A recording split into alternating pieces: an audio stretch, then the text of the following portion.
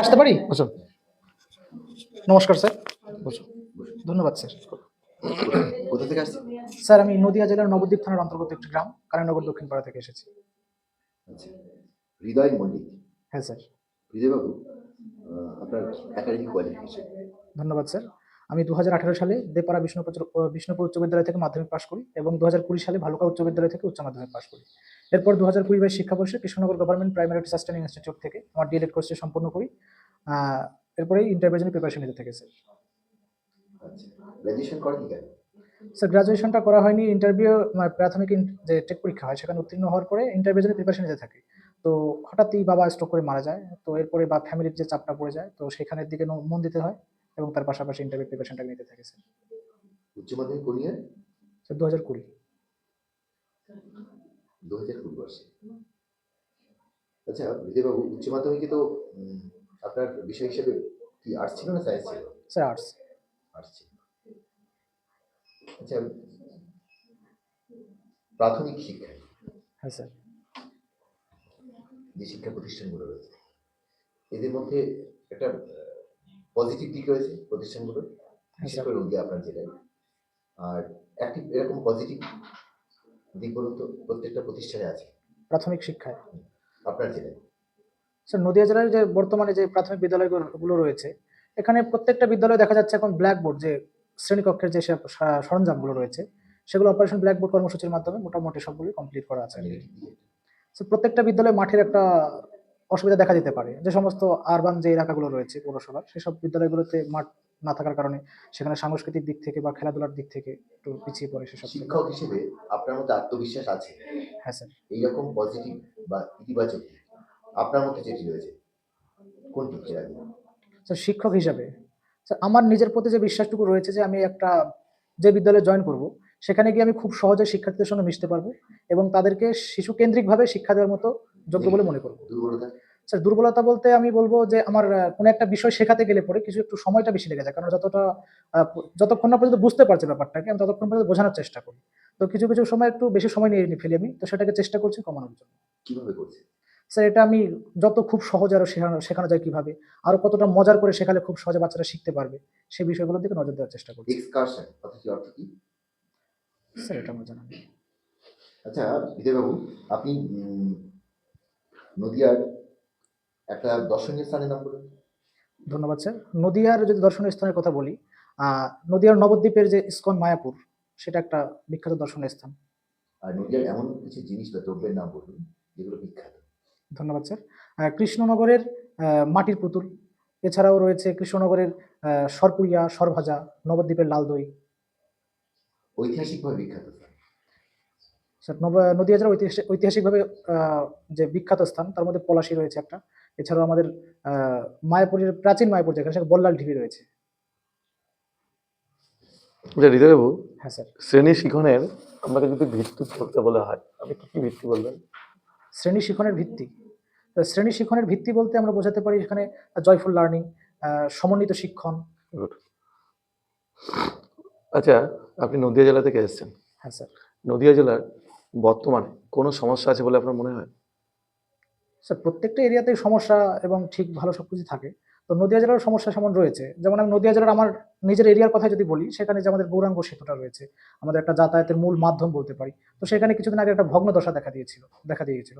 তো সেক্ষেত্রে আমি বলব যে বারে এটাকে ঠিক না করে পাশাপাশি একটা যদি নতুন ব্রিজের ব্যবস্থা করা যায় তাহলে সেটা আরো উন্নত হবে এবং আমাদের চলাচলের অনেকটা সুবিধার দিক চলে আসবে।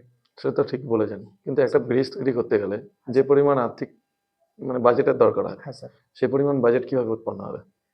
স্যার সেই পরিমাণ বাজেট যদি সরকার থেকে যদি এটাকে চায়, তো আমাদের যে আমরা বিভিন্নভাবে ট্যাক্সের দিকে দিয়ে থাকি সরকারকে, বিভিন্ন একটা প্রকল্প তৈরি করে এটাকে করা যেতেই পারে।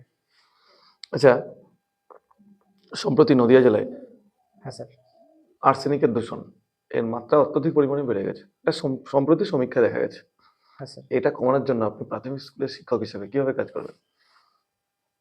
এইখান থেকে আমি প্রথমে সতর্ক করবো বাচ্চাদেরকে, তারা যেন এই যে জলটা খাচ্ছে সেটা যেন তারা আমাদের যে বিদ্যালয়ের যে পানীয় জলের ব্যবস্থাটা থাকবে সেটা যেন উন্নত হয় বা মানে ফিল্টারাইজেশন করা থাকে, সেদিকে নজর দিতে বলবো এবং তাদেরকে এই সব বিষয়ে সতর্ক করবো। তারা যাতে বাড়িতে গিয়ে ওইটাকে সতর্কভাবে দেখে, তারা টিউবওয়েল থেকে যে জলগুলো খাচ্ছে। তো এইভাবে করে ধীরে ধীরে আমি তাদের মধ্যে বাচ্চাদেরকে ছড়িয়ে দিতে পারি বিষয়টা।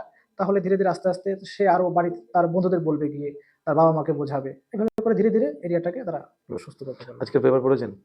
স্যার পেপারটা সেভাবে পড়া হয় না। সম্প্রতি কোন এক রাজ্যের উপমুখ্যমন্ত্রী মারা গেলেন, জানা আছে? হ্যাঁ স্যার, এটা শুনেছি, তবে স্যার নামটা এই মুহূর্তে মনে পড়ছে না। একটু অনুমান করতে পারি? বলুন। গুজরাট। না, বলো না। Sorry sir. ঠিক আছে, ও রেডি আছে? হ্যাঁ স্যার। বল। মৌলিক সংখ্যা। মৌলিক সংখ্যা। ধন্যবাদ স্যার, আমি চেষ্টা করছি। স্যার বোর্ডটাকে মুছে দেবো? হুম। স্যার আমি ধরে নিচ্ছি এটি একটি আদর্শ শ্রেণীকক্ষ এবং আমার সামনে কিছু কাল্পনিক স্টুডেন্ট রয়েছে। তো তাদের আমি পাঠদান করছি। আপনারা আমার গুরুজন মানুষ, দয়া করে একটু পর্যবেক্ষণ করুন। ঠিক আছে, করুন।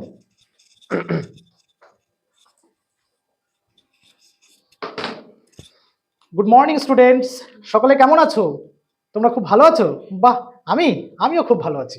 আচ্ছা বসো সকলে তোমরা। হ্যাঁ, তো এর আগের দিন আমরা যেন কি শিখেছিলাম তোমাদের মনে আছে কারোর? কি বলছো? আমরা অঙ্ক জেনেছিলাম, সংখ্যা জেনেছিলাম, তাই তো? আচ্ছা কেউ বলতে পারবে অঙ্ক কোনগুলোকে বলেছিলাম আর সংখ্যা কোনগুলো ছিল? কে বলবে?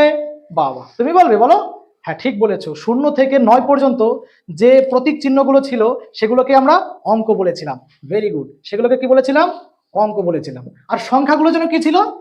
হ্যাঁ ঠিক বলেছো, এই অঙ্ক দিয়েই তৈরি জিনিসগুলোকে আমরা সংখ্যা বলতাম, তাই তো? ঠিক যেমন কি বলছো, এক, তারপরে একটা এক বসালে 11 হয়ে যাচ্ছে, তারপরে 12 হয়ে যাচ্ছে, তাই না? একদম ঠিক বলেছো, ভেরি গুড। আমরা এই অঙ্ক এবং সংখ্যার তো শিখে গেছি। আজকে একটা নতুন জিনিস শিখবো, ঠিক আছে? কোন কোন জিনিস শিখবো? তোমরা তো উৎপাদকের বিশ্লেষণ শিখেছিলে, তাই না? শিখেছিলে না? হ্যাঁ ঠিক বলেছো। আজকে কিছু এই সংখ্যার মধ্যে না কিছু কিছু সংখ্যা আছে জানো, যাদেরকে সেই সংখ্যা এবং এক ছাড়া অন্য কোনো সংখ্যা দিয়ে আমরা ভাঙতে পারি না। যেমন দেখো, তোমাদেরকে যদি আমি বলি 5, এই 5কে তোমরা উৎপাদকে বিশ্লেষণ করতে পারবে? তুমি পারবে? আসো আসো, এই নাও পেনটা নাও। কি বলছো দেখি? হ্যাঁ ঠিক বলেছো, 1 দিয়ে করা যাচ্ছে আর শুধু 5 দিয়ে করা যাচ্ছে, তাই না? আচ্ছা এইবার যদি আমি তোমাকে বলি 6, এই সংখ্যাটাকে কে উৎপাদকে বিশ্লেষণ করবে? তুমি করবে? আসো, ভেরি গুড। হ্যাঁ, কি করছো? এটা 1 দিয়ে যাচ্ছে, আবার এই 6কে ভাঙলে পরে 2 এবং 3 পাওয়া যাচ্ছে। তাহলে দেখো এখানে আমরা 1 এবং শুধু 5কে পেয়েছি, আর এইখানে আমরা 1, 2, 3 এবং 6 4টে উৎপাদক পেয়ে গেছি, তাই তো? তাহলে দেখো এই যে যে সংখ্যা আর এই যে যে সংখ্যা, এর মধ্যে একটা পার্থক্য তৈরি হয়ে গেল না? একদম ঠিক বলেছো। এই যে সংখ্যাকে ওই সংখ্যা এবং এক ছাড়া অন্য কোনো সংখ্যা দিয়ে ভাগ করা যায় না, তাকে কি বলে জানো গণিতের ভাষায়? তাকে বলা হয় মৌলিক সংখ্যা। তাকে কি বলে? মৌলিক সংখ্যা। তাহলে আজকে আমরা কি শিখছি বলো তো? মৌলিক সংখ্যা শিখছি, ঠিক আছে? আচ্ছা তাহলে মৌলিক সংখ্যা কাকে বললাম, কে বলতে পারবে? দেখি হাত তোলো তো। হ্যাঁ তুমি বলো। যে সংখ্যাকে 1 এবং সেই সংখ্যা ছাড়া অন্য কোনো সংখ্যা দিয়ে ভাগ করতে পারি না আমরা, তাকেই বলবো মৌলিক সংখ্যা। একদম ঠিক বলেছো, ভেরি গুড। তাহলে এমন আর কয়েকটা সংখ্যার উদাহরণ দাও তো আমাকে, যেগুলোকে আমরা মৌলিক সংখ্যা বলতে পারি। কি বলছো? 7। একদম ঠিক বলেছো, 7 একটা মৌলিক সংখ্যা, ভেরি গুড। আচ্ছা আর একটা সংখ্যার কথা কে বলবে? কি বলছো? 11, ভেরি গুড, ঠিক বলেছো।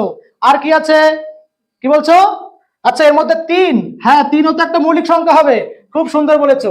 আচ্ছা তাহলে তোমরা আজকে বুঝতেই পারলে আমরা কি শিখলাম বলো তো? আজকে শিখলাম মৌলিক সংখ্যার ধারণা, ঠিক বলেছো। আচ্ছা তাহলে আজকে এইটুকুই থাকলো আমাদের ক্লাস। পরের দিন আমরা আবার একটা মজার জিনিস শিখবো, ঠিক আছে? আচ্ছা হৃদয় বাবু, হ্যাঁ স্যার। আপনি মৌলিক সংখ্যা শেখালেন তাই না? হ্যাঁ স্যার। 1 থেকে 100-র মধ্যে কতগুলো মৌলিক সংখ্যা আছে? 1 থেকে 100-র মধ্যে 25টা। 25টা, গুড। এটাকে 1 থেকে 100-র মধ্যে মৌলিক সংখ্যা। হ্যাঁ স্যার। যে গেজেট দিয়ে বাচ্চাদের শেখানোর কথা রয়েছে বইতে, তাকে একটা বিশেষ নাম দেওয়া হয়, কি নাম সেটা? স্যার এটা আমার জানা নেই। ঠিক আছে, ঠিক আছে, আসুন। ধন্যবাদ স্যার, বোর্ডটাকে মুছে দেবো স্যার? থাক। ঠিক আছে স্যার। শিবক হ্যাঁ,